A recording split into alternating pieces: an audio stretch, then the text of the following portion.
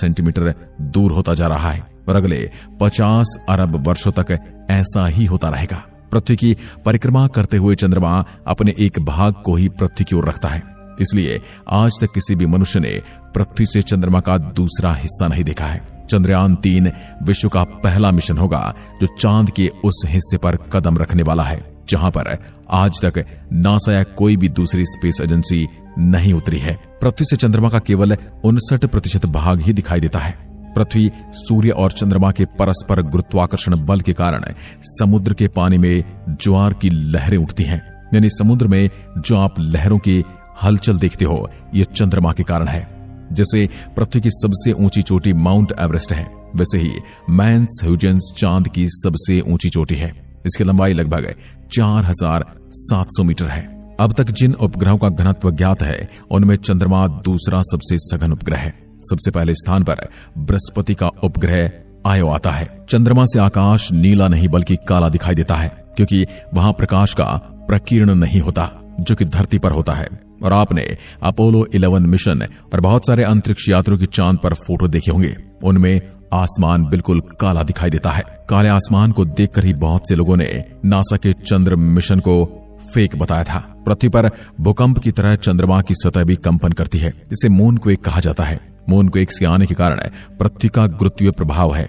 भूकंप कुछ मिनटों तक रहता है, लेकिन चंद्रमा पर मून क्वेक से आधे घंटे तक रहता है। चंद्रमा पर बनने वाले इंद्रधनुष को चंद्र इंद्रधनुष कहते हैं। आपने चांद की फोटो में कुछ गड्ढे तो देखे होंगे। ये क्रेटर चंद्रमा की सतह से टकराने वाले क्षुद्र ग्रहों और धूमकेतु के कारण बने हैं, क्योंकि चंद्रमा की सतह पर जब क्षुद्र ग्रह और धूमकेतु आकर टकराते हैं तो उसका वातावरण उसका विरोध नहीं करता और वो चांद से सीधे उसी गति में आकर टकरा जाते हैं। चंद्रमा की सतह के गड्ढों के नाम वैज्ञानिक आविष्कारों, कलाकारों या खोजकर्ताओं के नाम पर रखे जाते हैं।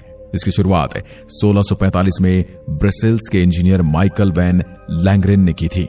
टेलीस्कोप से देखा गया चंद्रमा का पहला नक्शा ब्रिटिश खगोल शास्त्री थॉमस हैरियट ने बनाया था। जब नील आर्मस्ट्रांग पहली बार चंद्रमा पर उतरे थे तब उनके पास राइट ब्रदर्स के पहले जहाज का एक टुकड़ा था, जो उन लोगों को श्रद्धांजलि देने के लिए चांद पर ले जाया गया था, क्योंकि राइट ब्रदर्स यदि विमान का आविष्कार न करते तो हम कभी सैटेलाइट के बारे में सोच ही नहीं सकते थे।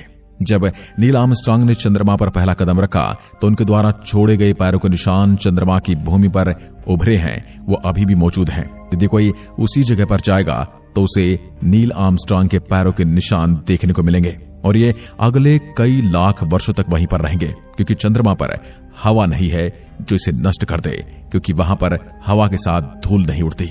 चंद्रमा पर दूसरी बार कदम बज़ एल्ड्रिन ने रखा था, जो 1969 में अपोलो 11 मिशन में नील आर्मस्ट्रांग के इलेक्ट्रोमैग्नेटिक बज़ एल्ड्रिन चंद्रमा पर पेशाब करने वाले पहले व्यक्ति थे। आखिरी बार किसी व्यक्ति द्वारा चंद्रमा का दौरा दिसंबर 1972 में नासा के अपोलो 17 मिशन के दौरान किया गया था। 1972 में अपोलो 17 मिशन पर चंद्रमा पर कदम रखने वाले अंतिम व्यक्ति नासा ने से मिले थे। 1969 से 1972 तक 6 मानवयुक्त अंतरिक्षयान चंद्रमा पर भेजे लगा। 1972 के बाद चांद पर सिर्फ मानव रहित अंतरिक्ष यान ही भेजे गए। घिरे होने के कारण ये बहुत महंगा पड़ता है हमें। अब तक सिर्फ 12 लोग ही चांद पर कदम रख पाए हैं। आपको ये जानकर हैरानी होगी कि 1950 में अमेरिका ने चांद को एटम बम से उड़ाने की योजना बनाई थी।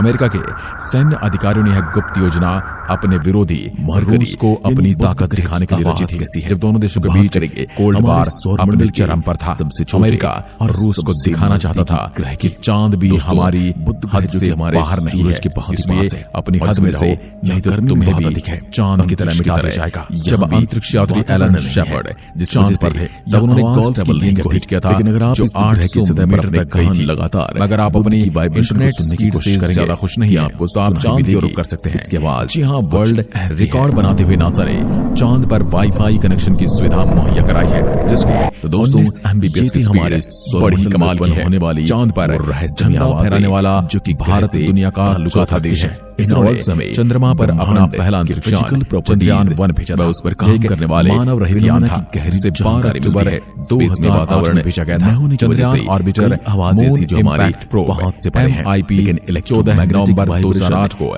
चंद्रमा की सतह पर उतरा था। चंद्रयान-1 का उद्देश्य चंद्रमा की सतह के नक्शे, पानी के अंश और हीलियम की तलाश करना था। इसका कार्यकाल 2 वर्ष का था, लेकिन कंट्रोल रूम की आवाज में टूटने की वजह से इसे 1 वर्ष में ही बंद कर दिया गया। लेकिन यह अपने बंद होने से पहले एक बहुत बड़ा काम करके गया था। इसी ने बताया था कि चांद पर पानी मौजूद है, जो कि आज तक कोई भी अंतरिक्ष एजेंसी इसका खुलासा नहीं कर पाई थी।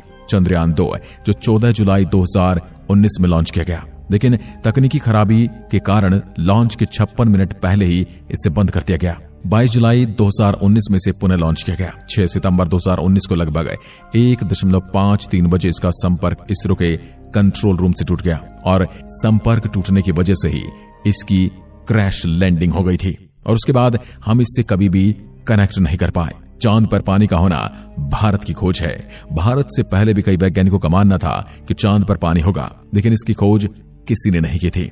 भारत ने इसकी खोज भी की और दुनिया के सामने उसके सबूत भी रखे। अपने बैग और एक अमेरिकी फ्लैग के अलावा अपोलो 11 मिशन के अंतरिक्ष यात्रियों ने चंद्रमा की सतह पर कुछ यादगार चीजें छोड़ी हैं, जिसमें राइट ब्रदर्स के द्वारा बनाए गए विमान का एक टुकड़ा भी शामिल है। चंद्रमा पर मनुष्य द्वारा छोड़े गए 96 बैग ऐसे हैं जो मलमूत्र और उल्टी से भरे हुए हैं। लगभग 1,81,400 किलोग्राम मानव निर्मित मलबा चांद पर पड़ा है, जिसमें 70 से अधिक